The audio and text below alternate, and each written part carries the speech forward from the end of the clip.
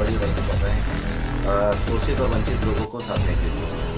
किस तरीके से तैयारी कि हम लोग उनको साधने में या समझाने में लगे हैं जो पूर्व की सरकारों में जो अगर हम समाजवादी पार्टी की बात करें 4 बार सरकार,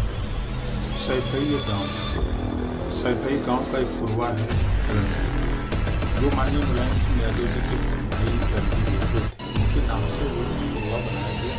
उसका नाम रखा गया रणबीरपुर नाम रखा गया और सैफई महोत्सव हुआ। 4 बार सरकार की शपथ की और उसका रिजल्ट देखिए। प्लास्टिक के दरवाजे लगे हैं, जो बोरिया होती है प्लास्टिक की, उसके दरवाजे लगे हैं। पुआल के छत हैं और जो कोई बहुत मजबूत हुए वो टीन का छत लगा करके उस पर पुआल रख करके लोग हैं। 100 घर हैं।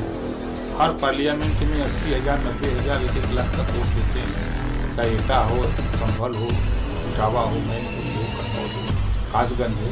लेकिन इनके दरवाजे तक ना सड़क है, ना शौचालय, ना शुद्ध पानी की व्यवस्था है। तो जब मैं वहाँ गया, अभी लगभग हमको अंदाजे कि 2 महीना पहले मैंने देखा, उनकी बात सुना, फिर वहाँ से मैंने आया तो मैं माननीय मुख्यमंत्री जी को पत्र लिखा कि इसकी जांच करा करके ऐसे वंचित शोषितों को न्याय दिलाने के लिए जब सरकारें रही 4 बार सपा की, तो ध्यान में कांग्रेस की सरकार, बसपा की सरकार, तो उनको विकास की योजनाओं से विकास की मुख्य धारा से जोड़ने का प्रयास हो रहा है, ताकि जब वो उनके विकास की मुख्य धारा से जुड़ेंगे तो अपने आप हमारे साथ करेंगे। तो माननीय जो योगी आदित्यनाथ जी और माननीय नरेंद्र मोदी जी जो प्रधानमंत्री और मुख्यमंत्री जी के ज्वाइंट जो योजनाएं विकास की चल रही है गरीबों के, उसका लाभ उनके दरवाजे तक पहुँचा। जिस तरीके से पार्टी के राष्ट्रीय अध्यक्ष देवीए का नारा दे रहा है, पिछड़ा को साधने की कोशिश कर रहे हैं, और वहीं देखा जाए भारतीय जनता पार्टी की बात करें तो वो कहीं ना कहीं अल्पसंख्यक समाज को साधने की कोशिश कर रहे हैं। इस तरीके से देखते हैं कि क्या एक बड़ा मुद्दा होने वाला है जो पीडीए का है। देखिए, जब सत्ता में कांग्रेस थी, सपा थी, बसपा थी, जदयू, आरजेडी, जो गठबंधन के लोग हैं, जब इस सत्ता में थे तब उनको पीडीए याद नहीं है। सामाजिक न्याय की बात करते हैं, सामाजिक न्याय में समाजवादी पार्टी के यहाँ सिर्फ यादव आता है।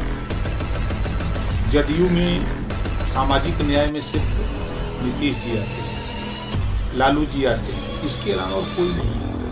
बिहार में नाई, गोंडपाल, प्रजापति, बिंदी, केवट, मल्ला, राजभर, चौहान, आर्य, तुलसी, बंजारा, बहेलिया, खन्नार, जोहार, मियां, अंसारी, साई, दर्जी, फकीर, रजवाड़, राजवंशी, राजभोग, ये नहीं आते हैं इन लोगों की निगाह में।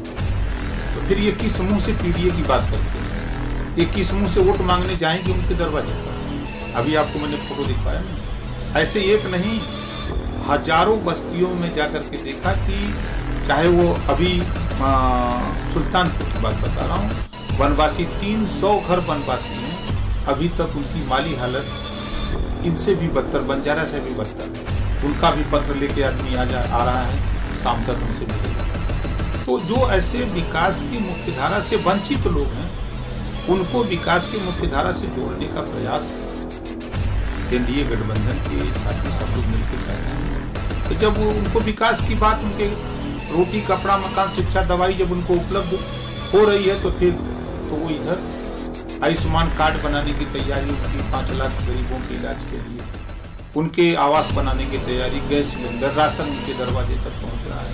तो ये जब योजनाओं का लाभ उनको मिल रहा है, तो फिर वो अखिलेश जी को काहे वोट देंगे, सोनिया जी को काहे देंगे, नीतीश को काहे देंगे, लालू क्यों देंगे?